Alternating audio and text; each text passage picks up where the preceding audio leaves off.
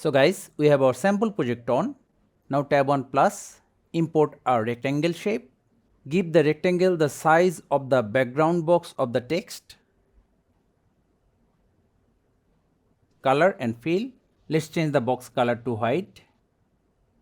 Back to the main timeline. Tab on plus again. Text. Insert the text you want.